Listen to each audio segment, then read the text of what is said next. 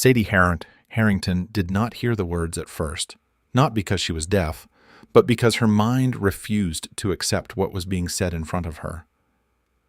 The sitting room felt too bright, too quiet, too clean. The kind of room where nothing bad was supposed to happen. The kind of room Sadie had grown up in, where voices were usually controlled, where problems were handled behind closed doors, where people smiled in public and swallowed anger in private. But everything broke open. Brielle Harrington stood in the middle of the room like a storm that had finally found a door to enter. Her hands were shaking, her eyes red, her chest rising and falling as if she had been running for hours. "I have suffered because of you," Brielle said, her voice sharp and raw. "You lived my life. You ate my food. You slept in my bed. You wore my clothes. While I was there, struggling like I was nobody." Sadie stared at her. This girl had walked into the Harrington house only recently, carrying a small bag, wearing a tired face that looked older than her age. Everyone had been cautious around her at first, polite, careful, curious. Then the test results came, the hospital report. The quiet meeting behind Sadie's back suddenly became a loud meeting in front of her, and now Brielle was shouting. Sadie's throat went dry. She tried to speak, but her voice hid inside her chest. Brielle pointed at her like Sadie was a thief caught with stolen goods. "Switch it back," Brielle demanded. "Switch everything back. Let me take what is mine." Mrs. Harrington sat stiffly on the sofa, her lips pressed together, her eyes cold in a way Sadie had never seen them before, not even when Sadie disappointed her. Mr. Harrington stood near the window, his hands behind his back, his face hard like stone. Sadie looked from one face to the other, waiting for someone to laugh, to say it was a mistake, to say this could not be real. But nobody laughed. Nobody comforted her. Nobody even asked if she was okay. Instead, Mrs. Harrington stood up, adjusted the sleeve of her blouse as if she was preparing for a normal errand, and said the words that made Sadie's knees weak. "Go and pack your things." Sadie blinked. "Mommy." Mrs. Harrington's eyes did not soften. "Do not start calling me that. Pack your things and leave." The room spun slightly as if Sadie had taken a sudden hit to the head. Mr. Harrington finally turned from the window and walked closer. He did not come to hug her. He did not come to explain. He came as if he were handling a stranger who had overstayed her welcome. He reached into his pocket and brought out some money, crumpled notes, and dropped it into Sadie's palm. "Take," he said, "in case of emergency." Sadie stared at the money like it was something dirty. Then Mr. Harrington said quietly but clearly, "You are not our daughter. Stop relying on us. Go to your biological parents." It was the way he said it that cut the deepest. Not angry, not emotional, just final, just finished.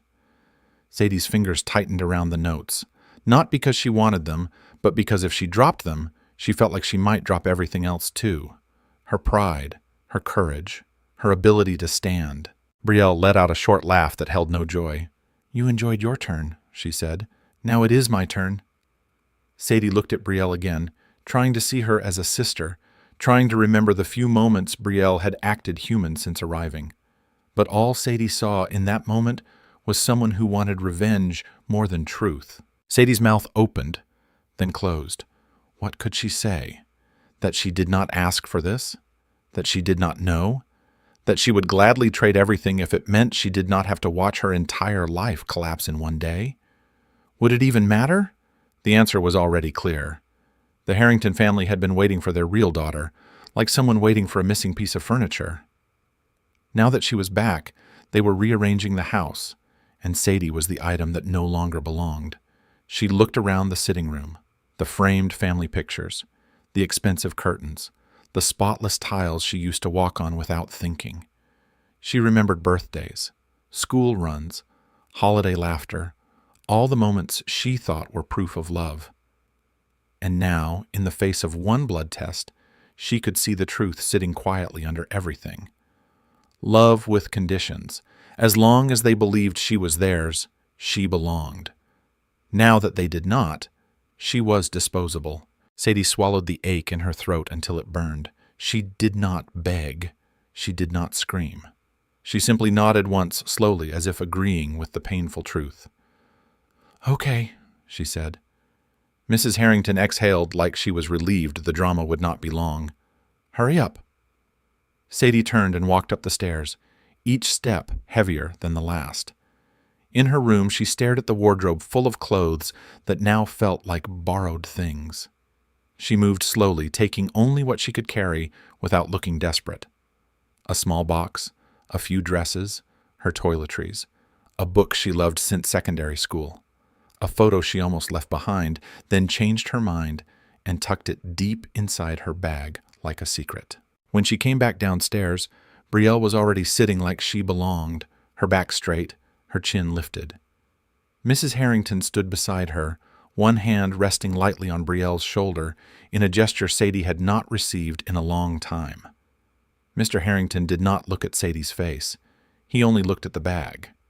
Brielle's eyes followed Sadie to the door. Sadie paused, not because she was hoping someone would stop her, but because she needed her heart to catch up with her body. She turned back one last time. "I will leave," Sadie said, her voice calm even though her chest was shaking. "And I will not come back." No tears fell, not yet. She refused to give them that satisfaction. She stepped out and the gate closed behind her with a sound that felt like a lock clicking shut.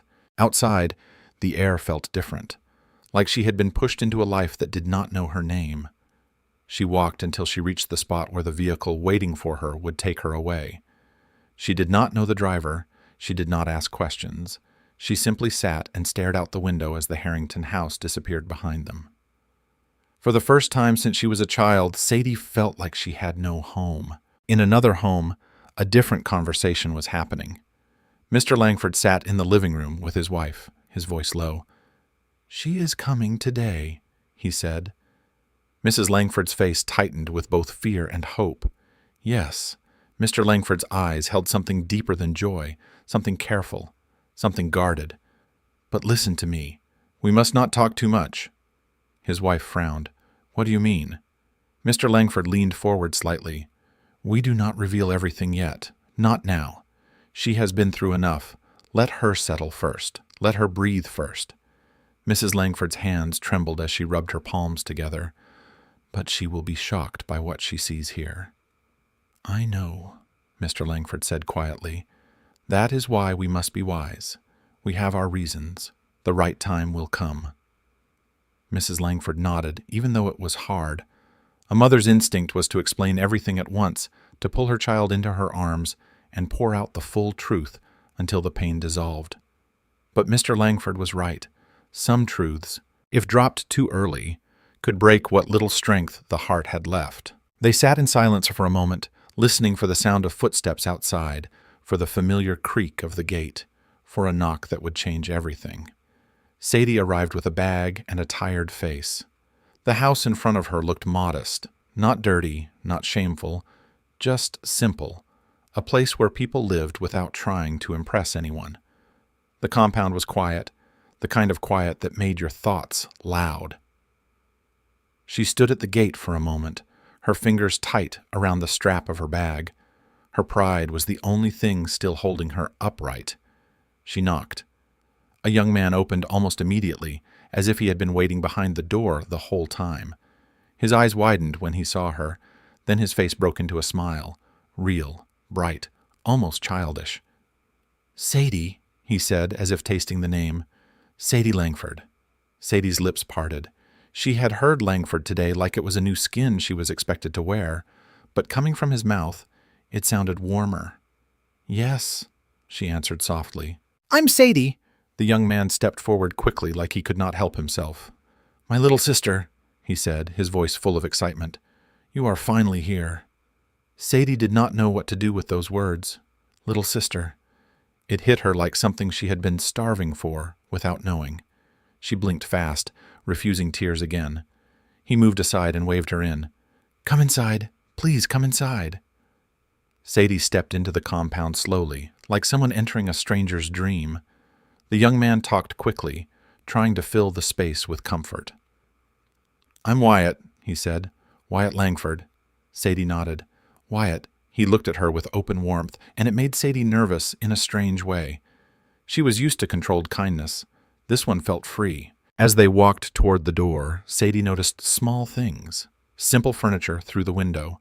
The smell of cooking that reminded her of home in a way the Harrington kitchen never did, because the Harrington kitchen had staff and quiet rules. Inside, more faces appeared.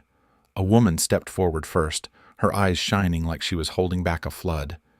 Sadie did not need anyone to tell her who she was. Her heart knew.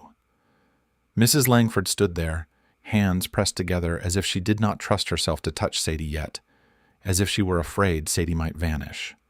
Behind her was Mr. Langford, older, firm-looking, but with eyes that carried weight. He did not smile widely like Wyatt. He looked at Sadie the way a man looks at something fragile he has prayed for. Then others, siblings, voices, movement. Welcome. Sadie felt surrounded, but not trapped. It was a different kind of attention, the kind that said, "You belong here, whether you believe it yet or not." Wyatt spoke again, almost proudly. "I should tell you something," he said. "I'm also not their biological child." Sadie froze. "You are adopted." Wyatt nodded casually like it was normal. "Yes, they took me in, they raised me. So, you see this family? We have stories." Sadie looked at him surprised. She did not know why it touched her so much. Maybe because it meant she was not the only one who had ever been placed somewhere. Maybe because it meant this home understood complicated love. Mrs. Langford finally stepped closer. Her voice was soft. "Welcome home, Sadie." Sadie wanted to say thank you, but the words came out like a whisper. "Thank you, Ma." Mr. Langford nodded once, slowly. Then he spoke, and his voice carried the kind of gentleness that was serious. "Sadie," he said, "this is our home. This is our life. It may not look like what you are used to." Sadie held her bag tighter. Mr. Langford continued, "If you cannot stand it, if you feel it is too much, you can still go back." The room went quiet. Not because anyone agreed with the idea, but because they were waiting for Sadie's answer like it mattered. Sadie looked around at the faces, people who had nothing to gain from pretending, people who looked at her like she was not a mistake.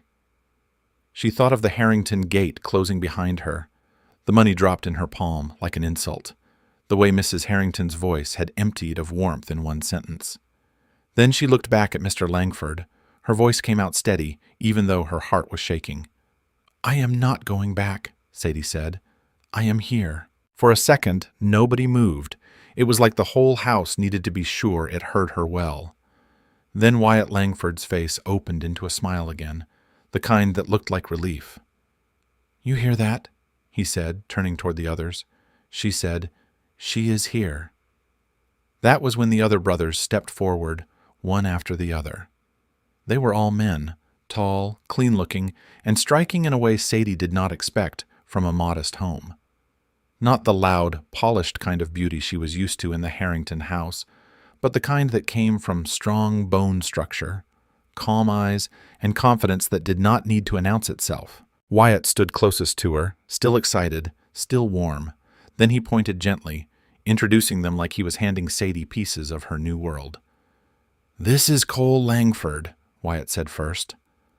Cole was the oldest looking among them, not old in age, just in presence. He had a quiet, steady face, the kind of face that made you feel like if trouble came, he would not panic. He would simply handle it. He did not talk much. He only nodded at Sadie like a promise. Next, a man stepped forward wearing a simple shirt that looked like it had been ironed carefully. "I'm Grant Langford," he said. His voice was calm.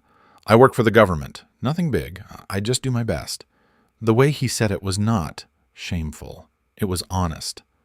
Another brother leaned against the wall with a casual confidence. He looked like someone who spent a lot of time on the road, alert eyes, quick movements. "I'm Nash Langford," he said, and Sadie blinked at the name, surprised, but he did not flinch. "I deliver food. If you ever crave anything, just tell me. If I cannot buy it immediately, I will find a way." There was no pride in it, just a simple promise. Then another man, slightly younger than the rest, stepped forward slowly. His shoulders were broad, but his expression was careful, like he was measuring Sadie's reaction to everything. "I'm Lane Langford," he said. "I am still looking for work." He did not add excuses. He did not laugh it off. He just said it as it was, with a quiet seriousness. Sadie stood there holding her bag, taking them in. In the Harrington house, introductions were always sharp and polite, always followed by silent judgment. People smiled while weighing your worth in their minds. But here, the air felt different. It felt like they were not trying to impress her. They were simply making room for her. And for the first time since the gate closed behind her, Sadie felt something warm settle in her chest. Not comfort, not yet, but warmth. The kind that came from being wanted. Mrs. Langford wiped her eyes quickly and turned toward the dining area. "Come and sit," she said, voice gentle but firm. "You must be hungry." The table was small, the chairs mismatched, and the food was simple. There was no meat, just rice, stew that looked like it had stretched to feed everyone, and some boiled food beside it. Delicious. It was not the kind of meal Sadie was used to seeing in a house like the Harringtons. Sadie sat down carefully. She could feel everyone watching her, not with suspicion, but with worry, like they were afraid she might regret her decision the moment she saw the food. Lane served the plates quietly, avoiding Sadie's eyes for too long. "Eat," Mrs. Langford urged. "Please."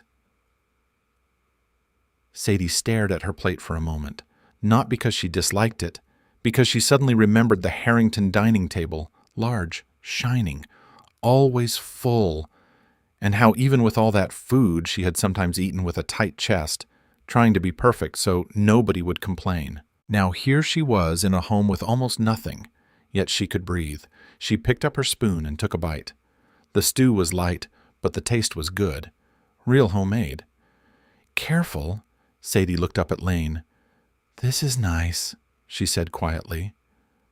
Lane's eyes flickered, surprised. Sadie added more clearly this time. "Lane, you cooked this well." The way Lane's shoulders relaxed was small, but Sadie saw it. Mr. Langford cleared his throat as if embarrassed. "To be honest," he said, "this is the best meal we have had in days." Mrs. Langford nodded, her voice soft. "We do not usually have this many plates on the table, but today is different." "Because you came," Sadie heard the unspoken words. Her throat tightened. She kept eating slowly, respectfully, making sure she did not look like she was forcing herself. She thanked Mrs. Langford when she was offered more. She smiled at Nash when he told her to take his share if she wanted. She laughed softly when Grant joked that coal only speaks when it is necessary. And inside Sadie, a decision formed. Quiet, heavy, unshakable. I must earn money. I must improve our food fast. Not because the Langfords begged her, but because she wanted to. Because they welcomed her into their struggle without making her feel like a burden. After dinner, as plates were being cleared, Sadie moved to help without being asked. She washed, she dried, she arranged. Lane watched her from the corner of his eyes. Later, when Sadie had gone to freshen up, Lane leaned toward Wyatt and spoke in a low voice. "Do you think she will look down on us?" he asked, like Brielle did. Wyatt's face hardened at the mention of Brielle. "She will not," Wyatt said firmly. "Did you not see her at the table? Did you not hear her voice? That girl has sense." Lane still looked unsure. Rich house training is not the same as real heart. Wyatt did not argue. He simply said, Let time show. And time did. Sadie did not complain. She woke early. She offered help. She thanked people. She listened more than she spoke. She greeted her parents with respect, greeted her brothers with warmth. Even when she was given the smallest thing, an extra piece of food, a cup of water, a seat near the fan, she acted like it mattered. And slowly the fear in the house began to loosen. One afternoon, Sadie sat outside with a small notebook in her hand. She looked like someone doing quiet calculations, her brows drawn together, her lips pressed in thought. Cole noticed first. He did not ask questions loudly. He simply sat near her and said, "What are you thinking about?" Sadie hesitated, then exhaled. I worked in a cafe before, she said. Not long, but long enough to learn. Cole waited. Sadie looked up. I think we can sell coffee. Not inside a shop yet, just a small stall. Grant tilted his head. Coffee? Yes, Sadie said, more confident now. Office workers buy coffee every day. They buy it even when they do not really need it. They buy it because it makes them feel awake, because it makes them feel like their day is starting properly. Nash gave a small smile. And how do we make them notice us? Sadie's eyes lit slightly, like she had been holding this idea and waiting for the right moment to release it. We can make it look premium, she said. Clean, neat, not rough. If you boys dress well like waiters, people will take us seriously. They will stop. They will try it, especially if we act like we know what we are doing. Lane frowned a little. Dress like waiters? It is not for pride, Sadie said quickly. It is presentation. People buy with their eyes first. Cole did not laugh. He did not dismiss it. He looked at Sadie like her words were worth something. This is her first dream here, Cole said simply. Let us back her. Something inside Sadie softened at that. They began assigning roles right there, like a family planning a future. Grant agreed to tell his colleagues and quietly promote it. Nash said he would keep delivering food, but also help deliver coffee when it needed. Lane said he would handle odd jobs and support wherever they needed hands. Cole took responsibility for sourcing what they needed and setting up properly. Wyatt promised to handle operations, helping Sadie organize, count, and keep things running. Sadie looked at them and felt her eyes sting, not from sadness, from the strange shock of being supported. Far away from Sadie's new hope, another story was moving. A man named Tristan Hale sat in his office dressed in a well-cut suit that looked like it was made for his body alone. Tristan was young, but power sat on him naturally. He had the kind of handsome face that made people pause. Sharp jaw, steady eyes, clean skin, and a calm expression that looked polite even when he was thinking deeply. The sort of man people described as too fine before they even got to his name. But Tristan did not care much for compliments. There was one thing he cared about, a memory, a girl who saved his life long ago. He had carried that memory like a private debt, something he promised himself he would repay properly one day. That afternoon, his assistant stepped in, voice urgent with excitement.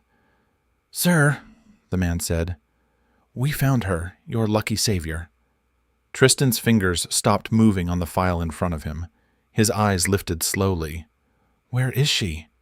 The assistant swallowed. It is Brielle Harrington. She is living with the Harrington family. Tristan leaned back in his chair, silent. Brielle Harrington. He repeated it in his mind, trying to match the name to the face he remembered from childhood. Then he stood up. Prepare a gift, Tristan said. We are going there personally. The assistant nodded quickly. Yes, sir. As Tristan picked up his suit jacket, his mind returned to the same image that always came back when he thought of the girl. A shoulder, a birthmark, a small detail he never forgot.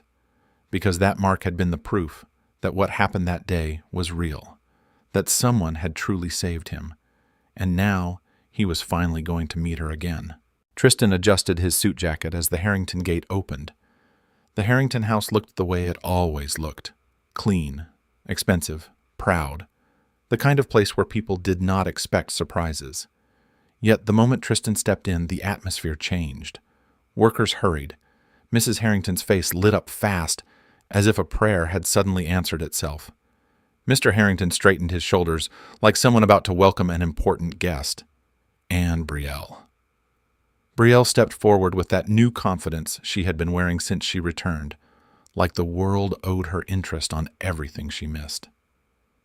Tristan walked in with calm authority, but his eyes were focused, not on the chandelier, not on the expensive furniture, on Brielle. He stopped in the sitting room and spoke clearly. I am Tristan Hale, he said. I came here today because I have something important to say. The Harringtons held their breath. Tristan looked at Brielle and continued, I came to propose to you. For a second, the room went silent, like nobody trusted their own ears. Then it exploded. Mrs. Harrington let out a delighted gasp, clapping her hands together. Mr. Harrington smiled so widely it almost looked forced. Brielle's eyes widened and then softened into a proud, satisfied smile, as if this was the natural ending of her story. "Jesus!" Mrs. Harrington exclaimed. "God has done it!" "Congratulations," Mr. Harrington said, already stepping forward like a father-in-law in his mind. Brielle's voice became sweet, almost gentle. "Tristan, you are serious." Tristan nodded. "I have never forgotten what you did for me." Brielle's eyes flickered, quick, bright. Then she held his gaze. "Of course," she said softly. "I could never forget you too." Everybody celebrated like the house had just won something. But while they were smiling, Tristan felt something press against his chest. Unease. It was not loud. It was subtle, like a small stone inside a shoe. Something you could ignore for a while, but not forever. Brielle was beautiful, yes, but she felt unfamiliar. Her eyes were too sharp. Her smile did not reach the same place his memory lived, and no matter how hard he tried, something about her did not match the girl he remembered.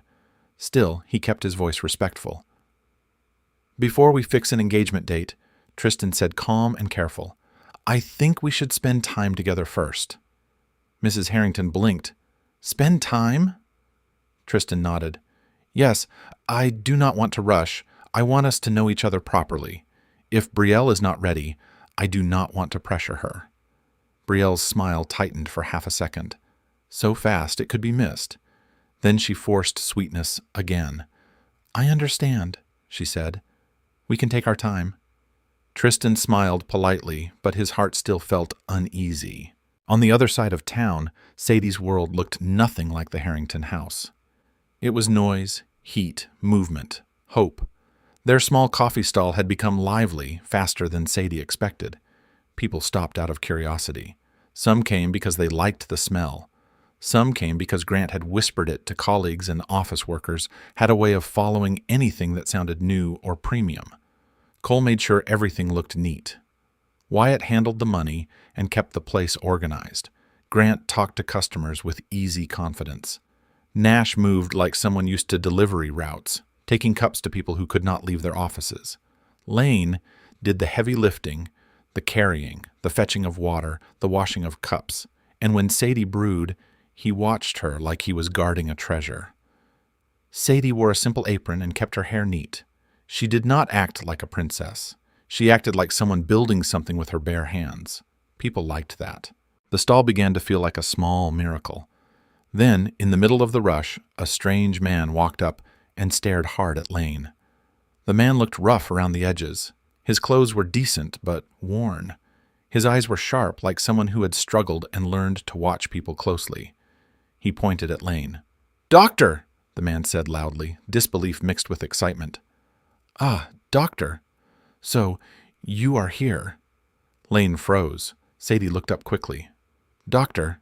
Nash and Grant turned too. Wyatt paused with money in his hand. Lane forced a laugh, waving it off. "Ogre, you do not know me. You mistook me," the man insisted. "Mistake? You? A renowned doctor. I know you." Lane's laugh became tighter. No, wrong person."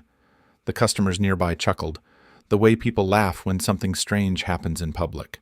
Sadie smiled lightly too, thinking it was just one of those awkward moments. The man stared again, then his face shifted like a puzzle clicking into place. He leaned closer and lowered his voice. "Oh," he said slowly. "I remember now." Lane's eyes narrowed. The man's mouth curled. "You are my Da." The laughter around them faded quickly. Sadie's smile disappeared. Lane's face hardened, but he kept his voice controlled. "Not here." The man shrugged. "I am not fighting. I just came for what you owe." Sadie turned to Lane quietly. "Lane, what is he talking about?" Lane exhaled through his nose. He looked embarrassed, like he hated the fact that Sadie was hearing this. "It is an old issue," he said. "Nothing you should bother about." But Sadie's eyes stayed on him. She had learned quickly that shame grows when you pretend it is not there. "How much?" she asked gently. Lane shook his head. Sadie, leave it. The man cleared his throat. If he does not pay, I will keep coming. Sadie did not argue again. She simply reached into a small purse tucked away behind the stall.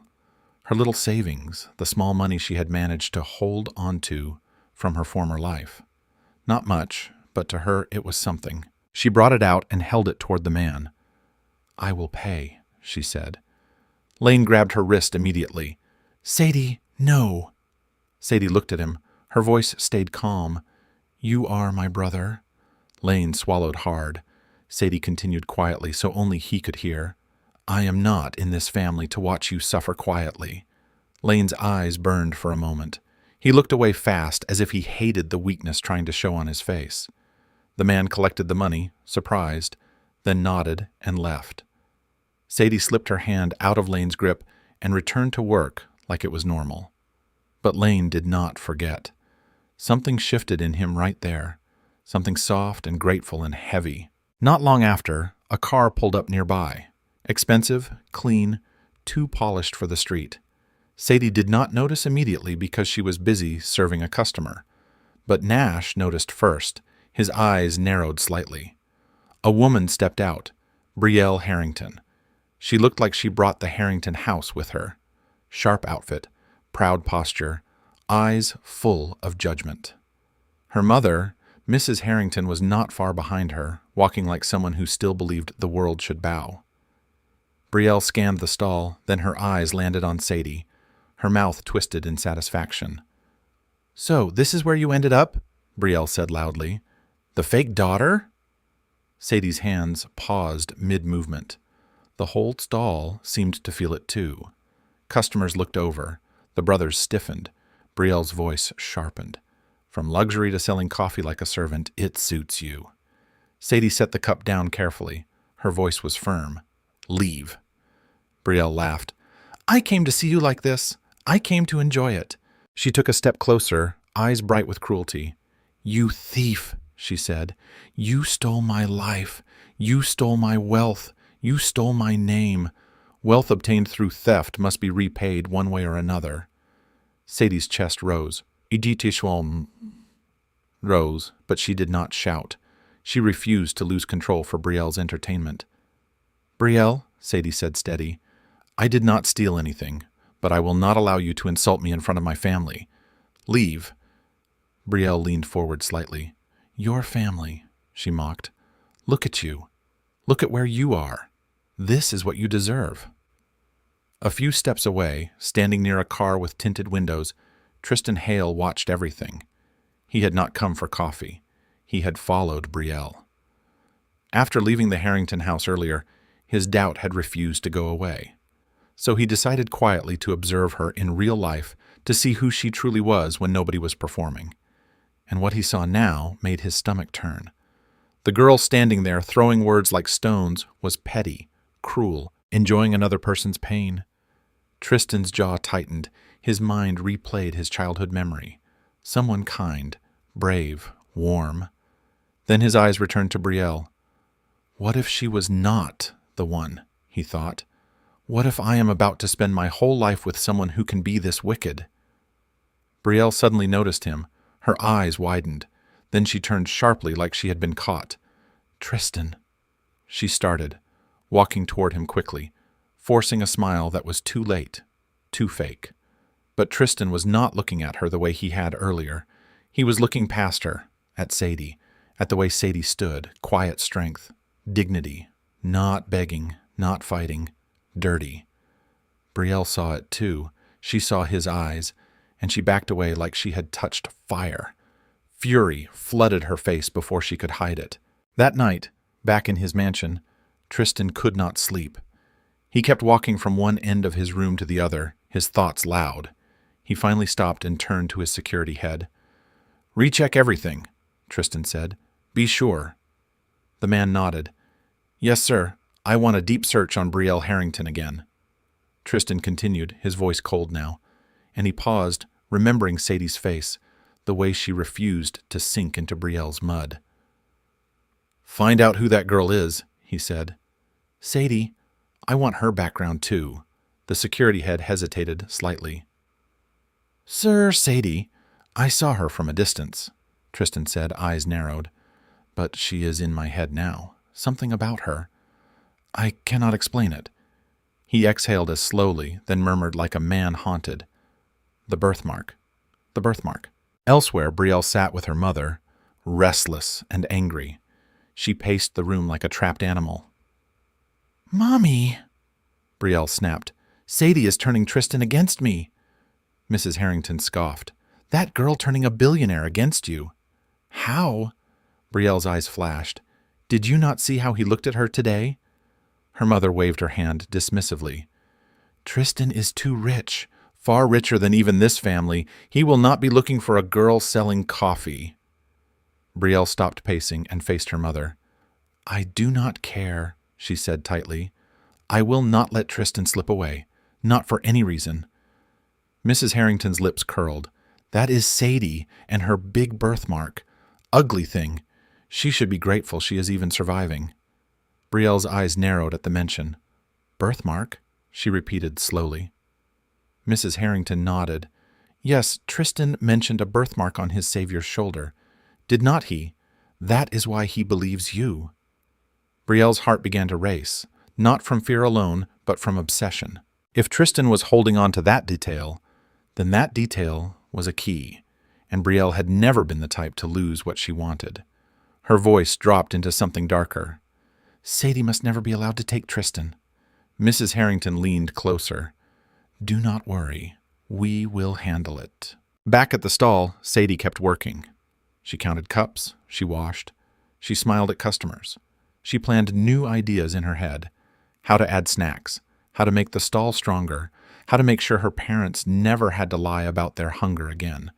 She did not know she had stepped into a war. She did not know someone powerful had noticed her. She did not know the birthmark, something she barely thought about, was about to become a weapon. For now, she only knew one thing. Her family was counting on her, and she refused to fail them. She did not know the fight had moved closer to her door. She was still waking early, still measuring coffee beans carefully, still trying to stretch every dollar like it had 10 lives. Her mind was on her family. How to make their small stall stronger. How to make sure hunger never entered their house again. That was why she did not see it coming. A car stopped in front of the Langfords' small apartment. Not a loud convoy, just one clean, expensive car that looked out of place on that street. When the door opened, Brielle stepped out, and for a moment, the whole compound became still. Lane saw her first. His face tightened immediately. Cole stood up slowly, already alert. Grant and Nash exchanged quick looks. Wyatt's mouth parted, slightly shocked. Their mother came out too, wiping her hands on her wrapper, eyes cautious. Brielle did not walk in like before. This time, she walked softly. Her shoulders were lowered, her voice was gentle. Her face wore something that looked like regret, so carefully placed it could fool a careless person. "Good afternoon," Brielle said quietly. Nobody answered right away. Then Brielle took a breath and spoke like she was holding back tears. "I know I have done wrong," she began, "and I have been thinking about it. I feel guilty." Lane let out a short, humorless laugh. "Guilty." Brielle ignored the tone and continued. "Sadie and we grew up in different worlds," she said. "But you people, you did not deserve the way things turned out." Cole's eyes stayed on her, unreadable. Brielle reached into her handbag and brought out a small envelope and a bank card. "I want to compensate you," she said, "at least for the inconvenience." She stretched her hand out. "This card has 1 million, she said, and she pulled out a document, a small property. You can use it to open a proper shop for Sadie's coffee. The air changed. It was like the room had been offered a miracle with dirty hands. Their mother stared at the card like it might burn her. Their father stepped forward, voice firm. "We do not need this," Mr. Langford said. Brielle's lips trembled slightly, still acting soft. "Please, take it. It will help." Lane moved closer, his pride rising like a wall. "We do not need your pity," he said. Keep your money. Keep your property. Grant nodded. We are managing. Nash added, We did not beg you for anything. Their mother's voice became sharper. You cannot insult our home and then come and throw money like crumbs. Brielle's eyes flashed for a second, just a tiny crack in her soft mask, but she quickly controlled her face. Fine, she said quietly. If you will not take it. She dropped the property certificate on the small table near the door. Then she placed the bank card on top like she was sealing an insult with money. Do what you like, Brielle said, turning away. And she left just like that. No apology that felt real, no warmth, only pride trying to look like mercy. Sadie returned later that evening, tired, smelling faintly of coffee and work. She greeted everyone with her usual calm. Then she noticed the mood, the silence. Lane's face was tense, like he had been holding anger all day. What happened? Sadie asked, looking from one face to the other. Their mother pointed at the table. Sadie walked over and saw it. The card, the certificate. And in that moment, Sadie understood Brielle's game clearly. She did not sit down. She did not shout. She simply inhaled slowly, then exhaled. So she dropped it, Sadie said. Cole nodded. We refused. She still left it. Sadie stared at the papers for a moment. Then she nodded once like she had accepted a fact. Brielle's pride, Sadie said softly, has just funded our future. Lane watched her carefully. Sadie. Sadie shook her head gently. No, I will not celebrate loudly. I will not dance because of her money. She picked up the certificate, then the card, and held them like tools, not trophies. I will just work harder, she said. And she meant it. Sadie woke up expecting another regular day, but the way Cole was acting made her suspicious. He was too calm, too quiet, too prepared. Wear slippers, Cole said. And come, Sadie frowned. Come where? Just come, Nash said, smiling. Even Grant looked excited. Wyatt was practically bouncing. Lane avoided Sadie's eyes like he was trying not to spoil something. They led her down a small street, then turned into a corner, and Sadie stopped. A shop stood there. Small, yes, but clean. Fresh paint. A signboard that simply read Sadie's Coffee. Inside was stools, a counter, a small brewing corner, and a neat space that looked like dignity. Sadie's mouth opened, but no sound came out. She stepped in slowly, like she was afraid it would disappear. How? She whispered. Cole scratched his jaw. Materials were leftovers. Sadie turned sharply. Leftovers. Cole nodded with a straight face. Someone was renovating. They had extra tiles, extra chairs, extra paint. We collected what we could. Sadie stared at him, then laughed, one shaky laugh that quickly turned into tears. You did this for me, she whispered. Lane finally stepped closer. He held out a small bottle and a folded paper. This is for you, Lane said. Sadie wiped her tears. What is it? A secret recipe, Lane said with pride. Fat-reducing coffee. Sadie blinked. Fat-reducing? Lane nodded seriously. Yes. Sadie's brows pulled together immediately. Are there side effects? Lane's face was calm, almost funny in how confident he looked. No side effects, he said. Only weight loss. Sadie stared at him like she was not sure whether to believe him. Then she laughed again, wiping her eyes. For the first time in a long time, her joy was not mixed with fear. The joy did not last long because trouble always hates peace. That same afternoon, Brielle's mother arrived like a storm. Her wrapper was expensive, her gold earrings bold, her face hard. She walked into the new cafe like she owned it. You people, she snapped, give me back my daughter's bank card and property now. Customers turned to look. Sadie stepped forward quietly. Mommy, Brielle's mother spat, voice dripping with contempt, you are beggars. You collect what you do not deserve and start acting like you have arrived. Sadie's eyes stayed steady. She walked to the counter, picked up the documents Brielle dropped, and held them out. I did not even want to use it, Sadie said calmly. I am satisfied with the little I have, and I will grow it well. Then she stretched the documents toward them. Take it back, Sadie said, and leave. Brielle's mother blinked, surprised. Sadie's voice stayed firm. Do not start trouble here again. If you come back to embarrass my family, you will meet resistance. For a moment, Brielle's mother looked like she wanted to slap her, but the eyes watching, the customers, the shame of being seen. She snatched the documents and left, muttering insults as she walked out. Sadie watched her go and said nothing. She simply turned back to her work. Not long after, a courier arrived, not with food, not with supplies, with a sealed envelope and a certificate pack that looked too heavy to be ordinary. Good afternoon, the courier said politely. This is an opening gift from who? Cole asked immediately. The courier shook his head. It was delivered anonymously. Sadie stepped forward confused. The courier handed her the papers. Sadie opened them and her eyes widened.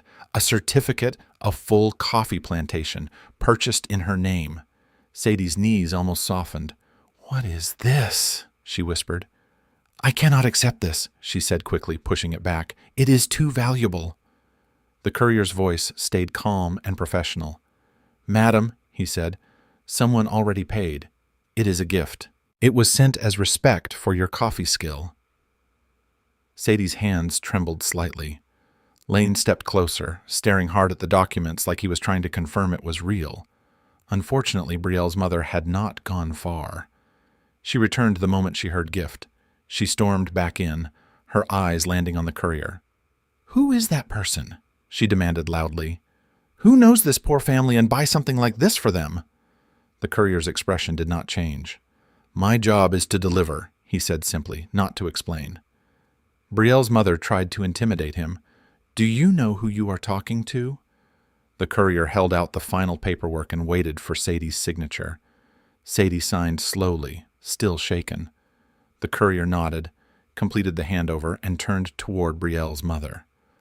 Madam, he said firmly, please leave. You are disturbing business. The cafe went quiet. Brielle's mother stared, speechless, humiliated.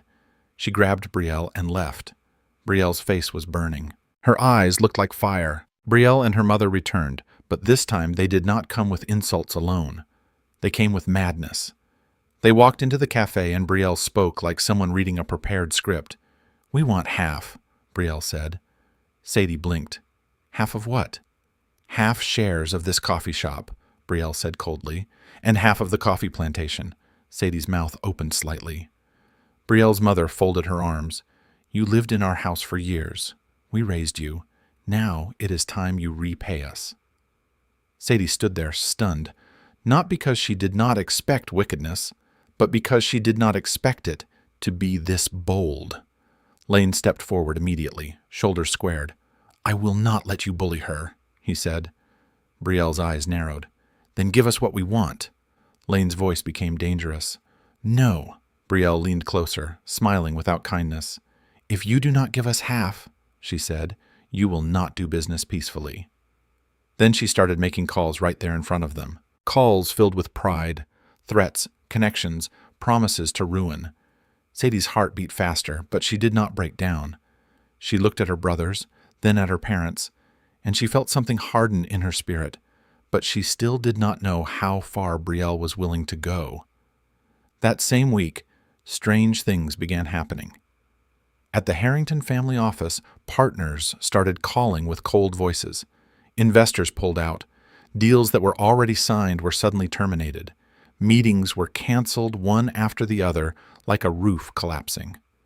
Mr. Harrington's face turned pale when the final call came. What is happening? He asked, voice shaking. His secretary swallowed. Sir, all cooperation has been terminated. Mrs. Harrington screamed, Who did we offend? Brielle sat down slowly, her confidence draining for the first time. Her mother's voice cracked. It is over, she whispered. We are finished. And in that moment, a terrifying truth hit them. Someone was fighting them, someone bigger than them, someone they could not see. The Harrington house was no longer celebrating anything. The same living room where they had danced over Brielle's return now felt like a courtroom. Phones kept ringing. People kept calling, and every call sounded like bad news. Another investor has pulled out. Another partnership has ended. Sir, they said they are withdrawing everything. Mr. Harrington's face looked drained. Mrs. Harrington sat like someone who had been slapped too many times in one day. Brielle stood in the middle of it all, her hands clenched, her chest rising fast. "What is happening?" she snapped. "Who is doing this?" Mr. Harrington turned to her, his voice sharp with fear. "We are facing bankruptcy." Mrs. Harrington grabbed Brielle's arm. "Only one thing can save us now." Brielle blinked. "What?" "Tristan?" Mr. Harrington said. His voice dropped like the word itself was heavy. "Only Tristan's money and influence can rescue us." Mrs. Harrington's eyes were fierce. "Lock the engagement fast." Brielle swallowed, then anger took over. "Fine," she said. "I will do it," and she stormed out. Tristan's company was tall, quiet, and intimidating. Everything about it screamed power. Brielle walked in like she owned the building. "I am here to see Tristan," she said loudly at the front desk. "Tell him his fiancée is here." The receptionist blinked, then laughed softly like she had heard a joke. "Fiancée?" another staff member repeated with a smirk. People nearby began to look. Brielle's face tightened. "You are mocking me?" she snapped. "Do you know who I am?" One of them shrugged. "We see women like you every day." Brielle's cheeks burned. Then someone higher up passed by, paused, and looked properly. Her eyes widened. "Miss Harrington?" the woman asked carefully. The staff went quiet. Brielle lifted her chin. "Yes." The woman's posture changed immediately. "Please follow me." Just like that, the mocking stopped. Brielle walked behind the woman as if she had won. But inside, she felt something worse than insult. Pressure. Because this was not about pride anymore. This was about survival. Brielle was taken into a waiting area, then finally into Tristan's office. Tristan sat behind his desk looking calm, but his eyes were unreadable. He did not stand up with excitement. He did not look at her like a man in love. He looked at her like a man watching a situation. Brielle forced a smile. "Tristan." Tristan nodded once. "Brielle." She moved closer, voice soft in a rehearsed way. "Your people said you were busy, so I came myself." Tristan leaned back slightly. "Why?" Brielle did not waste time. "I want us to fix the engagement ceremony immediately," she said. Tristan's eyes held hers. "Immediately," he repeated. Brielle nodded quickly. "Yes, we have waited long enough. Let us make it official." Tristan's face did not change, but something in his gaze sharpened. "I do not think rushing is wise," he said calmly. "It is better after your birthday. We can choose a date then." Brielle's smile trembled slightly. "After my birthday?" Tristan nodded. "Yes." Brielle wanted to argue, but she swallowed it. Because Tristan's calm was not soft. It was control. And deep inside, Tristan already suspected something. "Why is she in such a hurry?" he thought. "What is she trying to lock down?" While Brielle was pushing for an engagement, Sadie was trying to keep her cafe alive. The day had been normal. Customers came, coffee flowed, money entered the drawer. Then suddenly a man stood up from his seat and grabbed his stomach. "Ah!" he shouted. "My stomach!" People turned. He bent over, sweating, shaking like he was in real pain. "What did you put in this coffee?" he screamed. Sadie froze. Lane stepped forward immediately. "What are you saying?" The man pointed at Sadie like she was a criminal. "They drugged the coffee!" he shouted. Almost instantly, 2 other people joined in. Faces Sadie did not recognize, but their voices were too loud, too quick, too ready. "Yes, they drugged it. This coffee is not safe. Call the police."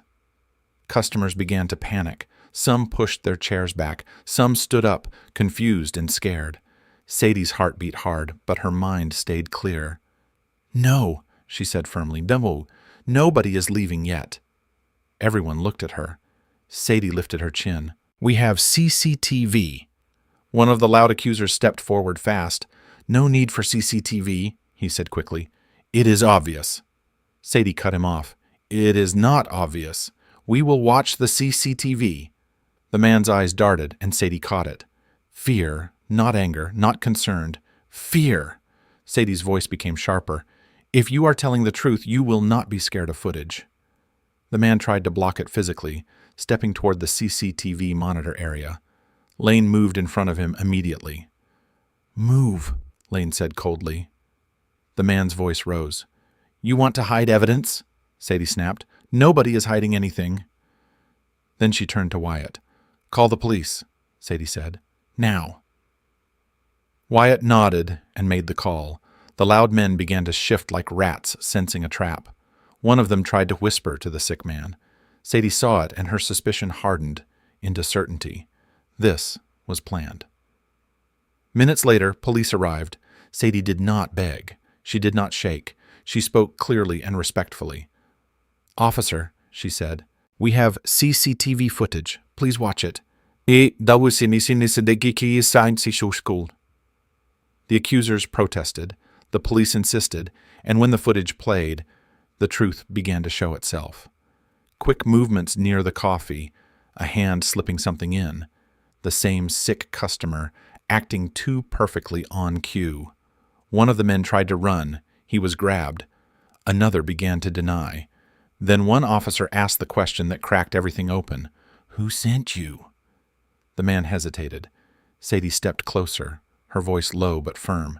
"Say it," she said. The man's mouth trembled, and then the name came out. Brielle Harrington. A heavy silence fell. Sadie's chest rose slowly. Her eyes did not widen in surprise. She only looked tired, like she already knew Brielle would do something this wicked. The officers turned to Sadie. "Do you want to press charges?" Sadie's voice did not shake. "Yes," she said, "because she will not stop if we keep forgiving." That night, Tristan sat with his team, his face tight. "I cannot explain it," he admitted quietly. "But Brielle feels unfamiliar." His assistant frowned. "Sir, but the birthmark." Tristan cut him off. "Even with the birthmark story, my spirit does not settle." He turned slightly. "Call the butler. I want confirmation again. Not from rumors, not from Brielle's mouth, from someone who could tell the truth with calm eyes." "If I am wrong," Tristan said, voice low, "then I am about to make the biggest mistake of my life." Sadie's family announced something that shocked her. "We are doing your birthday," Cole said. "At a luxury hotel Venus," Grant added casually. Sadie almost dropped the cup she was holding. "What?" she asked. "No, that place is too expensive." Nash smiled. "We saved." Lane's voice was firm. "We will not let you be bullied again." Sadie's throat tightened. She wanted to say no again.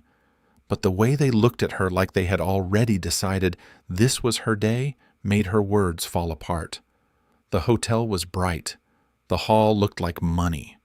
Sadie walked in carefully, feeling like she did not belong there, but her brothers walked beside her like shields. Then Brielle and her mother arrived. The moment Brielle saw Sadie, her face hardened. Her mother laughed loudly. "Rats!" she called. "Sadie's brothers. Poor rats that want to bite more than they can chew." People turned. Whispers started. The hotel manager rushed over, smiling at Brielle's mother like he recognized money. "What is the issue, madam?" he asked. Brielle pointed at the Langfords. "These people are not supposed to be here. They stole money to rent this place." The manager's face shifted instantly. He looked at Sadie's brothers with disgust. "You people," he said sharply, "how did you enter here?" Cole stepped forward calmly. "We booked this hall." The manager scoffed. "With what money?" Then, like a bully encouraged by an audience, he leaned closer. "This kind of place is not for people like you," he said. "You should be beaten and thrown out." Sadie's stomach dropped. She turned to her brothers, panic rising. But before anything could happen, a woman walked into the hall. Not just any woman. A powerful-looking secretary dressed in a sharp corporate outfit, her expression serious. She stopped immediately, eyes scanning the chaos. "What is going on here?" she asked. The manager rushed toward her, nervous laughter in his voice. "Ah, Ma, it is nothing," he said quickly. "Just some poor rats trying to sneak in." The woman's eyes narrowed, then she looked past him, and her face changed. "Sir," she said softly. Everyone turned because Mr. Langford had just walked in, and the way the secretary looked at him was not normal respect. It was the kind of respect people show power. Mr. Langford walked forward slowly, his face calm. He did not look angry. He looked like a man who had been waiting for this moment. He stood in front of the crowd and spoke clearly. "Today is Sadie's birthday," he said. Murmurs spread. Then he continued, voice steady, "But more importantly, today is her homecoming." Sadie's eyes widened. Her heart began to race. Mr. Langford turned toward Sadie, his voice softening. "My beloved daughter," he said, "welcome." Then he faced everyone again. "And let me make something clear. The Langford family is not ordinary." The room fell silent. Mr. Langford's voice remained calm, but every word hit like a drum. "We are the hidden richest family that people do not talk about," he said. "We have lands, properties, businesses, wealth that cannot be spent in 3 generations." The hotel manager's mouth fell open. Brielle's mother's face went blank. Brielle's eyes widened like she had just seen a ghost. Mr. Langford continued, "From today, all Langford assets will be transferred to Sadie." Sadie's brothers smiled, slow, approving smiles like this was what they had wanted all along. Sadie stood frozen. She could not breathe properly. Brielle suddenly screamed, "I lived with you for years!" she shouted. "How did not I know you were rich? How?" Mr. Langford looked at her calmly. "Because we chose to live low-key," he said, "and because our family has an ancestral rule." He paused. "Every descendant must pass a character test before age 20. The room stayed still. Mr. Langford's voice grew firmer. "We watched you, Brielle. We gave you love even when we did not have to. We did not mistreat you." "I did what this is." He turned slightly. "But you were rude, materialistic. You ordered people around and used love like entitlement." Then he looked at Sadie and Sadie. She returned to us humble, hardworking, protective, grateful. Mr. Langford's voice softened. She passed. The hotel manager began sweating immediately. He rushed forward. "I am so sorry," he stammered. "I did not know." Mr. Langford raised his hand. "You are fired," he said simply, "because you judge people by appearance." The manager froze. Security stepped in. Brielle's mother screamed. Brielle fought like she wanted to claw her way back into dignity. But it was too late. She and her mother were dragged out of the hall. Brielle's voice echoed as she was pulled away. "You will face retribution," she screamed. "All of you! You hid your wealth from me!" But inside the hall, nobody listened anymore because Sadie was still standing there, shaking slightly, staring at her father like her whole world had just been rewritten. And for the first time, Sadie understood. Her life had never been small. It had only been hidden. Sadie barely recovered from the shock of the hotel scene. Her ears were still ringing with the truth. Her eyes were still wet. Even while people congratulated her, even while music played, she felt like she was standing inside a dream that could disappear if she blinked too hard. Then her family gathered around her. Close, protective, proud, and one after the other, they began to place gifts in her hands. Not the kind of gifts meant to impress strangers, the kind of gifts meant to mark a daughter as home. Cole was the first. He handed her a thick folder. "Sadie," he said gently, "these are properties in your name.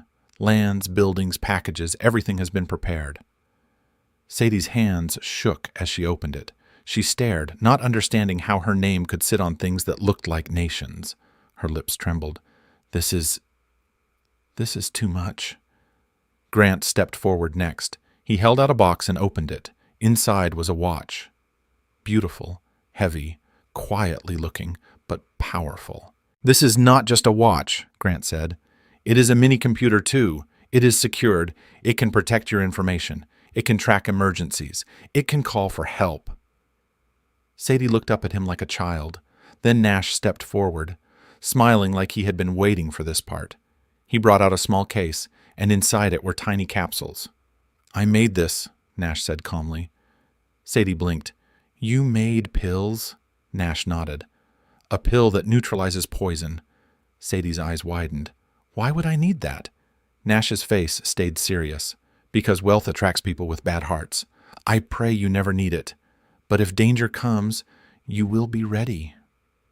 Sadie's throat tightened. Then Lane stepped forward last, and the way he held the small velvet box was different, like he was holding history. He opened it, and inside was a piece of jewelry, an heirloom. It was not loud, it was not flashy. It was the kind of beauty that came from meaning. "This has been passed down," Lane said, voice lower now. "It belongs to the first woman of our family. Today it belongs to you." Sadie covered her mouth. Tears ran down her cheeks again. She looked at their mother and father like she needed confirmation that all this was real. Their mother touched her face gently. "You are home," she whispered, "and you are our daughter." Sadie broke, not in shame, in relief, in love. "This is the best birthday gift ever," Sadie said through tears. "Not even money, just family, people who love you." Her brothers stood around her, and for the first time she saw them clearly, not as struggling men trying to survive, but as men who had been holding back their true lives, just to see who she really was. Cole cleared his throat. "We also need to tell you something," he said. Sadie sniffed. "What?" Cole looked at the others, then back at her. "We are not ordinary workers," he said. Grant smiled slightly. "We are the best in our fields," Nash added, "and we are all very wealthy." Sadie stared at them. Even Wyatt, who had always felt like the extra layer, smiled like someone who had also been part of the plan. Sadie slowly turned her head, looking around the banquet hall. It hit her properly. Then the guests, the way they carried themselves, the quiet respect, the watches, the jewelry, the bodyguards standing far back, pretending they were decorations. These were not just rich people. These were the town's richest people. Sadie swallowed hard. "So all of this?" she whispered. Cole nodded. "Yes, and you are the reason we revealed it today."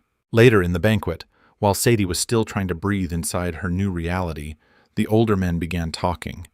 Not loudly, not playfully, the kind of talk that came with tradition and power. One of the elders from Tristan's side leaned in. "Chief Langford," the man said, "it is good your daughter is finally home." Mr. Langford nodded calmly. "Thank you." The elder smiled. "You remember what was agreed when the children were small." Sadie's heart paused. Mr. Langford turned and looked at Sadie. "Sadie," he said gently, "there is something you must know." Sadie's brows pulled together. "Daddy," Mr. Langford's voice stayed calm. "You are engaged." The word landed like a slap. Sadie blinked fast. "Engaged. A childhood promise between families," Mr. Langford explained. "An agreement made long ago." Sadie's mouth opened, but no sound came out. Mr. Langford raised his hand quickly, stopping her fear before it could grow. "I will not force you," he said firmly. "If you do not love him, you will not marry him. But this is our history, and you deserve to understand it." "Omi, ma." Sadie's voice was small. "Who is he?" Mr. Langford exhaled. "Tristan." Sadie froze, the name she had heard in whispers, the name Brielle had been chasing. Mr. Langford continued, "For now, I want you to work under him. Learn business. Learn leadership. That way, no matter what happens, you will be capable." Sadie nodded slowly, still stunned. Then Mr. Langford leaned closer and lowered his voice. "One more thing," he said. "Your identity as our richest daughter must stay secret." Sadie blinked. "Why?" "Because the world is not kind to people it cannot control," Mr. Langford said. "We move low-key for a reason. Understand?" Sadie nodded, swallowing again. "Yes, Daddy." Not long after that, the atmosphere shifted like the room felt someone important approaching. Heads turned. A quiet tension ran through the hall. Then he walked in. Tristan Hale, tall, well-built, cleanly dressed. The kind of handsome that did not need noise. The kind of man who looked calm even when he was dangerous. Sadie had seen him only from far before, but up close she felt it.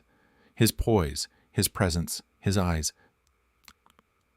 Eyes steady, sharp, like someone who had seen too much and learned how to hide it. Mr. Langford stepped forward and greeted him warmly. Then he turned. "Sadie," he said, "this is Tristan." Tristan's eyes met Sadie's. Just one look and something passed between them. Sadie's cheeks warmed. She could not help it. She smiled shyly. Tristan's face stayed controlled, but his gaze softened slightly like he had been waiting to see her properly. That night, after the guests began leaving and the hall became quieter, Lane pulled Sadie aside. His voice was low. "Sadie," he said, "do not be carried away." Sadie blinked. "About what?" "Tristan. Lane said he might have ulterior motives." Sadie hesitated, then shook her head slowly. "He looks harmless," she said quietly, "and Daddy said I should learn. I want to learn." Lane stared at her for a long moment. Then he sighed. "Just be careful." Sadie nodded. "I will." But deep inside she could not deny it. Tristan's presence stayed in her mind. Sadie reported for duty. She dressed neatly, simply, and professionally. No flashy jewelry, no pride, just a young woman trying to work. At the front desk, the receptionist looked her up and down. Sadie waited and waited. After a while, she cleared her throat politely. "Excuse me," Sadie said. "Please, when will my orientation be completed?" The receptionist rolled her eyes. "You have no patience," she said coldly. "And you still want to work here?" Sadie's stomach tightened. She tried to stay calm, but the receptionist intentionally delayed her, kept making calls, kept flipping papers, kept acting like Sadie was nothing. Sadie stood there quiet, embarrassed, trying not to cause trouble. Then the building doors opened with force, and Lane walked in like fire. His eyes scanned the space once, then landed on Sadie. He walked straight to her. "Who is talking to my sister like that?" he demanded.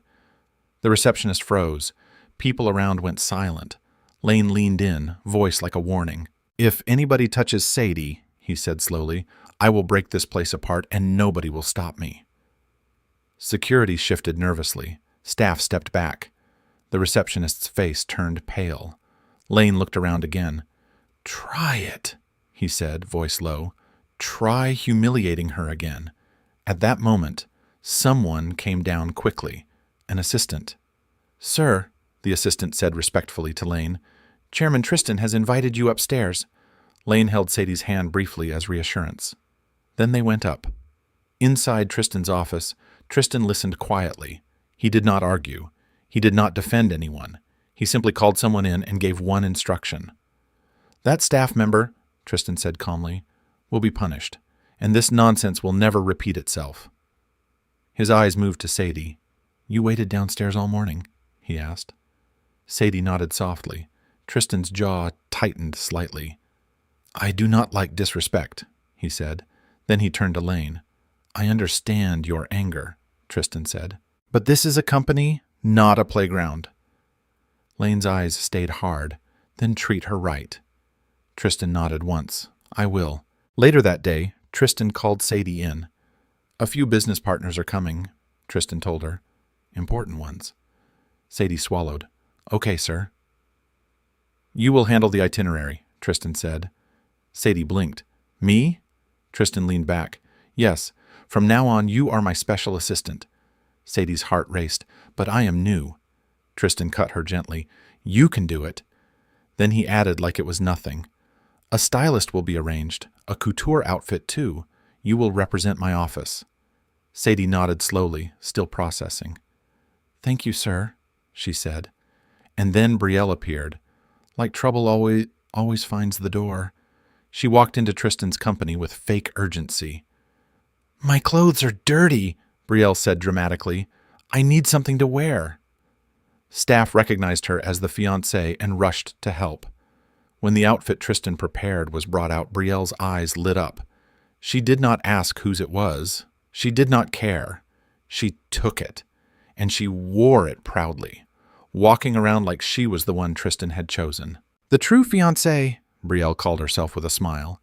Later, Brielle entered Tristan's office without proper permission. Tristan's assistant tried to stop her, but she brushed past. "Tristan," Brielle said sweetly, "you have been so stressed.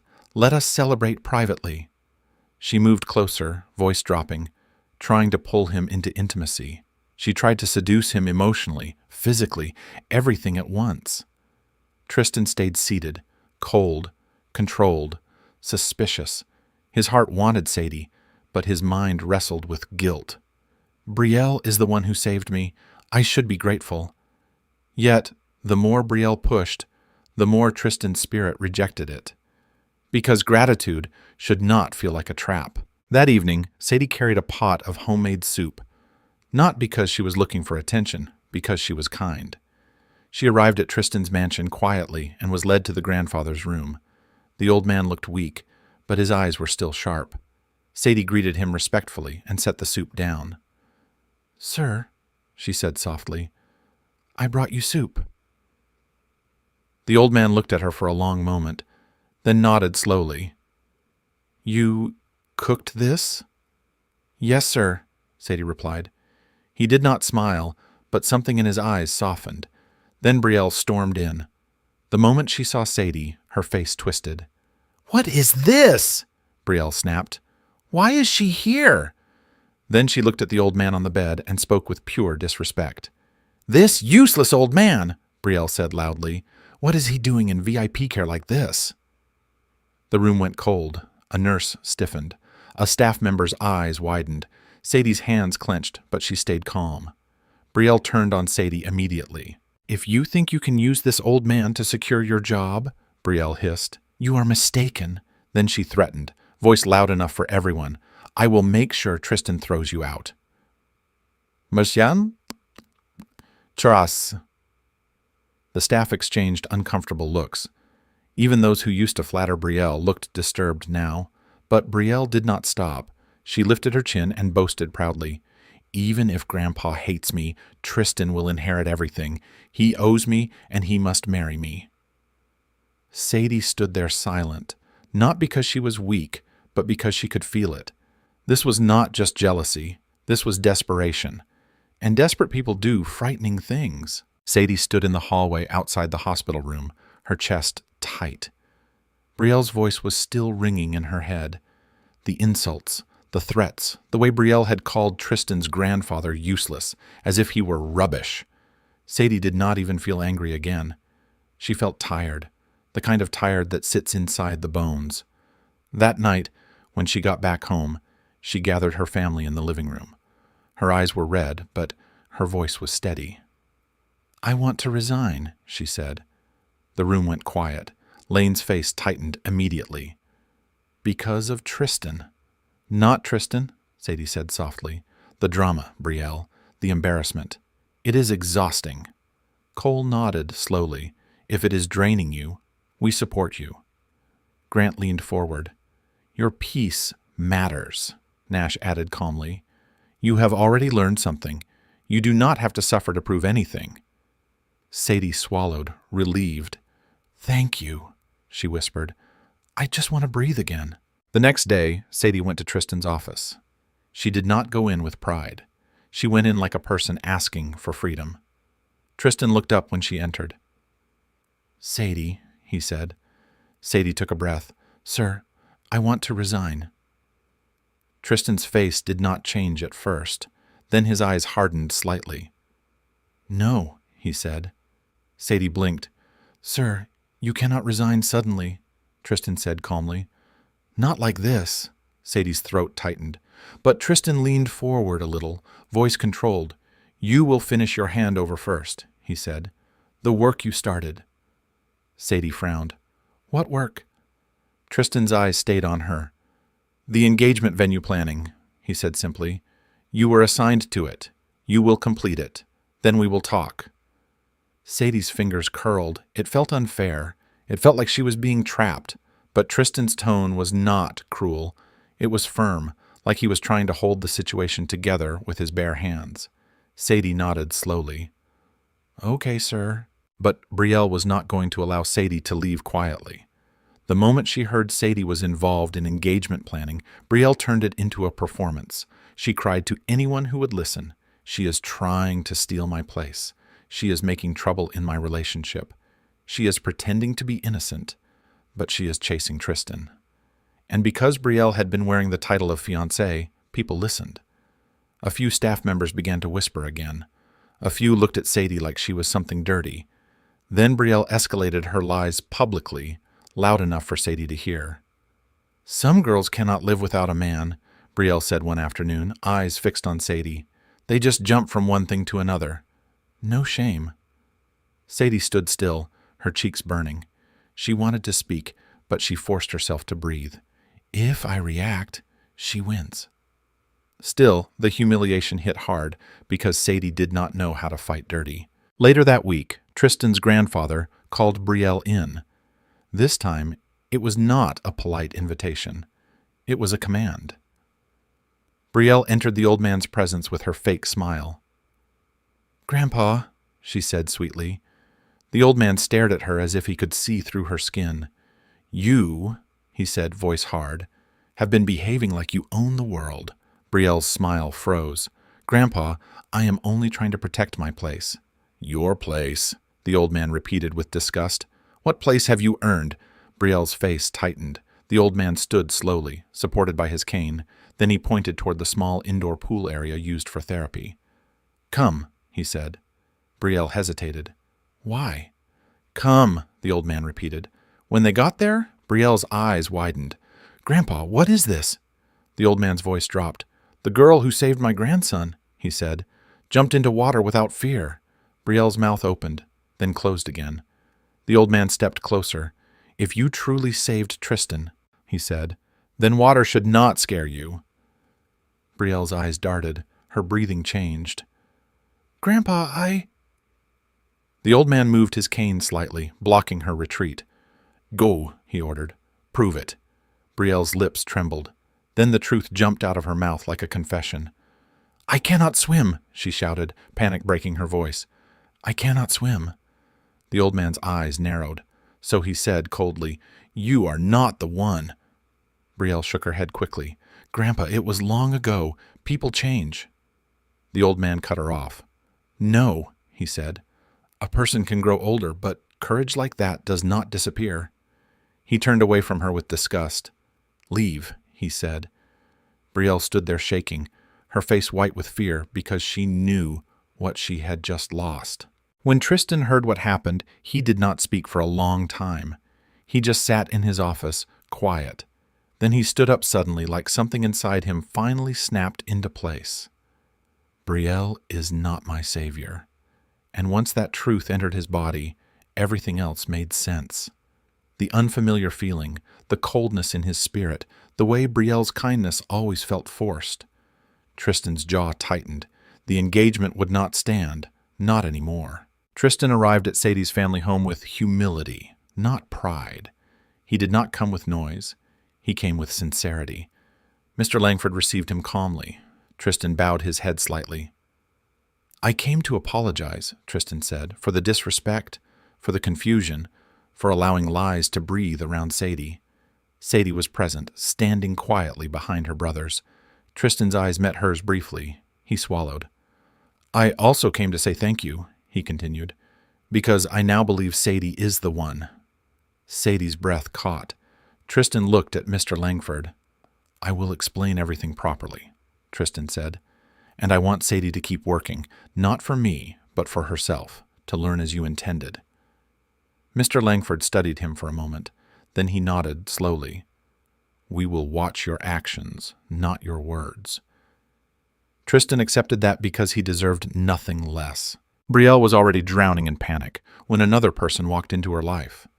Vance Hale, Tristan's relative, a man with a smiling face and jealous eyes. He found Brielle alone, shaking, trying to think of her next move. Vance sat across from her. "You are losing him," Vance said casually. Brielle's eyes flashed. "What do you want?" Vance smiled. "I want Tristan removed." Brielle stiffened. "Removed?" Vance leaned forward slightly. "Tristan is getting close to Sadie," he said. "If he marries her, he becomes stronger, untouchable." Brielle's nails dug into her palms. Vance's voice became smooth and tempting. "Help me remove Tristan," he said, "and I will help you become the next young madam." Brielle hesitated, then bitterness rose in her chest. She remembered Sadie's shy smile. She remembered Tristan's eyes softening, and she felt rage. Brielle nodded. "I agree," she said. Tristan's assistant, Paige, had been moving quietly all along. She controlled access, controlled messages, controlled who entered Tristan's space, and Brielle had paid her through fear, through promises, through greed. Paige and Brielle began coordinating secretly. Paige whispered updates. Brielle gave instructions. Vance watched from the shadows. Then Paige sent a message, a fake, urgent message. One meant to lure Tristan out. Tristan left in a rush after receiving the message.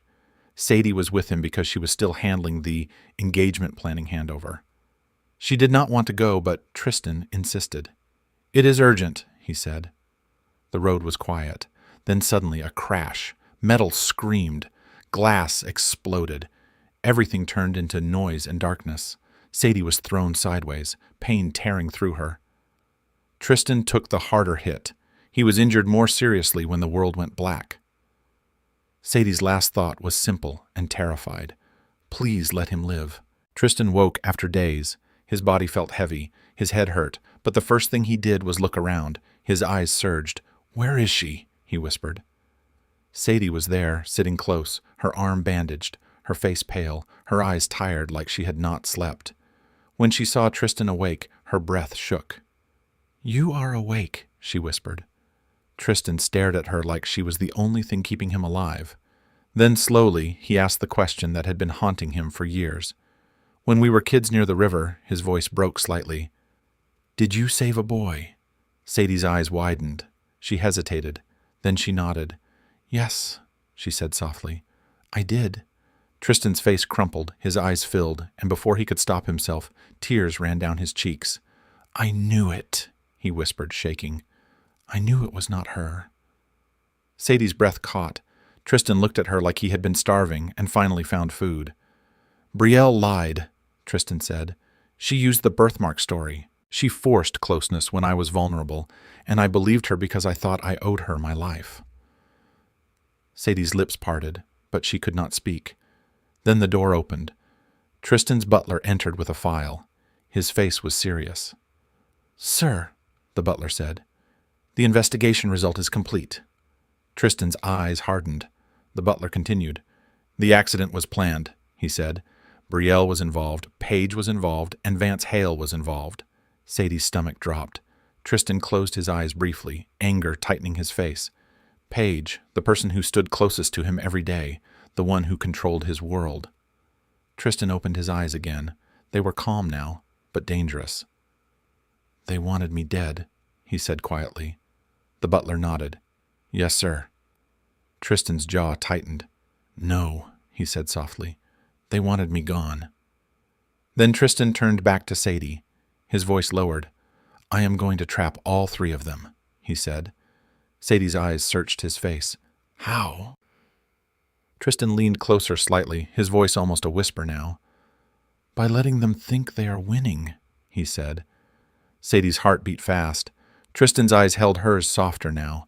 "And Sadie," he murmured, "I have always had feelings for you. Even when I thought Brielle was my savior, my heart kept pulling towards you." Sadie's breath stopped. They were close now, close enough that the air between them felt like a thread. Tristan's gaze dropped to her lips, then back to her eyes. Sadie did not move. She did not run. She just stood there in the moment, shaking, confused, feeling too much. And for 1 second, it looked like they would kiss. Then Tristan forced himself to pull back slightly. Not because he did not want her, but because he knew if they were going to be together, it had to be clean. It had to be safe. It had to be after the truth was buried properly. Tristan's voice was low. "Trust me," he said. "I will end this." Sadie nodded slowly, and in her heart, fear mixed with something else. Hope. Tristan's voice stayed low. "Trust me. I will end this." Sadie swallowed. "Just be careful." Tristan held her gaze for a second longer, then gave a small nod, like a promise he did not need to say twice. As soon as he was strong enough to sit up and take calls, Tristan started moving pieces quietly. Not with noise, not with pride, with patience. He told Brielle exactly what she wanted to hear. He called her. His voice was calm, even gentle. "Brielle," he said, "after I recover, we will re-engage." Brielle nearly screamed with happiness. "You mean it?" she gasped. "Yes," Tristan said. "I mean it." She ended the call smiling like she had won a trophy. The moment she left that call, she ran to her mother and acted like a queen again. "He is coming back," she said. "He is mine." Brielle went straight to Vance. Her eyes were bright with wicked confidence. "I told you," she said. "He is coming back to me." Vance did not smile. He only watched her.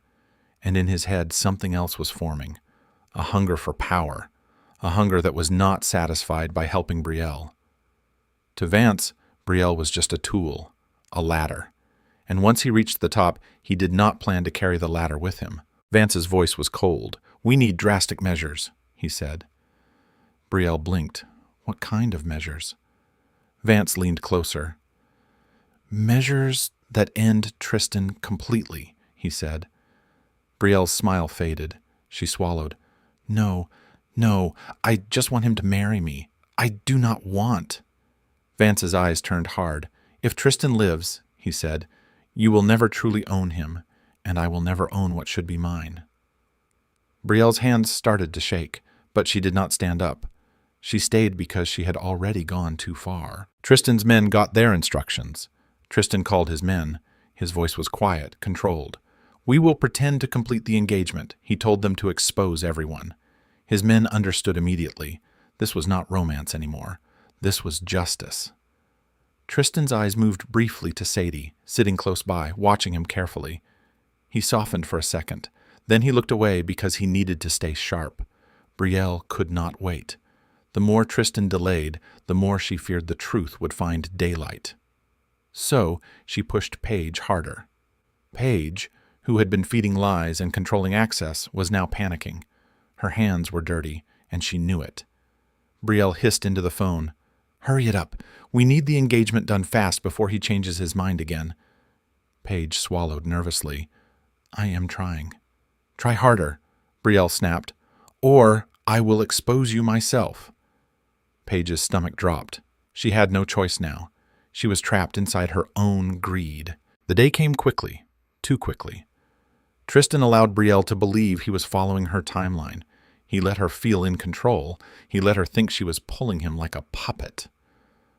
Brielle arrived dressed like a bride already. She was smiling too much. Tristan watched her quietly. His face looked calm, but his mind was working. Every step, every word, every gesture he was watching. Then the private moment Brielle demanded became something else. A locked situation, a sealed space, a place Brielle believed would force Tristan to commit. But Tristan had already planned for that. He had already prepared eyes and ears around the building. He had already made sure the doors that needed to open would open, and the doors that needed to stay shut would stay shut. Then Vance appeared, not like a guest, like a man coming to claim a throne. His face was twisted with jealousy. He looked at Tristan and laughed. "So you are still standing?" Vance said after everything. Brielle froze. "Vance, what are you doing?" she whispered. Vance ignored her and stared at Tristan. "You always got everything." Vance spat. The respect, the inheritance, the future. Tristan's voice was steady. "So, you tried to kill me." Vance smiled cruel and proud. "I saw an opportunity," Vance said, "and I took it." Brielle's breath hitched. She turned to Vance, fear rising. "You said we were doing this together," she said quickly. "You said." Vance's eyes cut to her. "Together," he repeated with disgust. "You were useful. That is all." Brielle's lips trembled. "Vance, please," she begged. "Do not do this." Vance stepped forward, voice loud now, almost shouting. "This family should have been mine," he ranted. "If I cannot have it, then nobody will." Then he lifted his hand slightly, and men around him revealed what looked like explosives. Brielle screamed. Her whole body shook. She grabbed Vance's arm. "No, please. I will do anything." Vance's eyes were cold. Then watch, he said. Brielle started crying. Real tears now. Not performance. Fear. Vance was still ranting when the doors burst open. Security, guards, police. They poured in like a flood. Vance spun around. What? Tristan stood up slowly. His voice did not shake. You are too late, Tristan said calmly. Vance's eyes widened.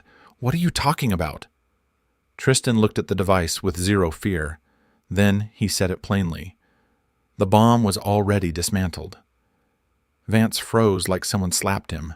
Tristan continued, voice quiet but deadly. I staged it, he said, to catch you in the act. Vance's mouth opened, but no words came out. Brielle started sobbing louder. Paige collapsed into a chair like her bones had melted. Once they realized there was no escape, everything they hid began to spill. It came out messy, ugly, real. Vance shouted first, trying to shift blame. It was Brielle. She pushed this whole thing. Brielle screamed back, You planned it. You wanted him dead. Paige's voice shook as she talked.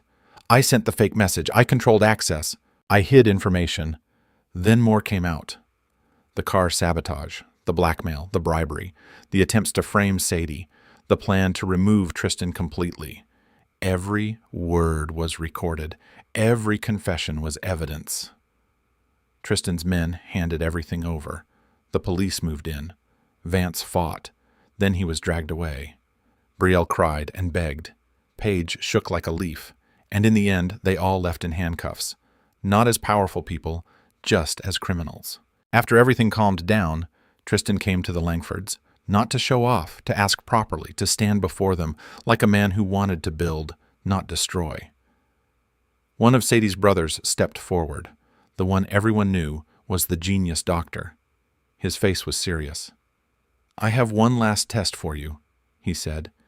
He produced a small pill. His voice stayed calm. This is poison, he said. Only Sadie holds the antidote. Sadie's eyes widened. Lane, she started, then stopped. Her brother continued. If you ever hurt her, he said, your life ends. The room went silent. Tristan looked at Sadie. Then he looked at her family, and without hesitation, he took the pill and swallowed it. No fear, no drama, just certainty. Sadie's breath shook. Her brother stared at Tristan for a long moment. Then he exhaled and finally said the truth. It is not poisoned, he admitted, and for the first time, he smiled a little. I just wanted to see if you would still do it. Tristan nodded once. I will protect her, he said quietly. With my life. Tristan turned to Sadie. His eyes were gentle now, not the eyes of a billionaire, the eyes of a man who had finally found what his heart had been searching for since childhood. Sadie, he said softly, I love you. He took a step closer. I made mistakes, he said, but I am here now fully clearly. He paused, then went down on one knee. The room held its breath. Sadie Langford, Tristan said, voice steady, will you be my wife? Sadie's eyes filled with tears. She covered her mouth, shaking. Then she nodded hard. Yes, she whispered. Yes. Tristan stood up and held her. And this time nobody could pull them apart. Not long after, the Harrington family fell completely. Their business collapsed. Their pride became dust. And in the quiet of their regret, they finally understood what they threw away. But it was too late. Sadie did not need revenge. She already had something bigger. A life, a home, a family that chose her. The wedding was grand, not just in decoration, in meaning. Sadie stood surrounded by the people who truly loved her.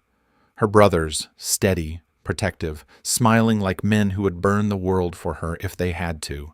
Her parents, proud and emotional. And Tristan standing beside her like he had been built for that spot. As Sadie looked around, her heart felt full in a way she had never known before. Not because of money, not because of power, but because she was finally safe, finally respected, finally home. And as Tristan held her hand, Sadie realized something. This time, nobody could swap her life again because she had chosen.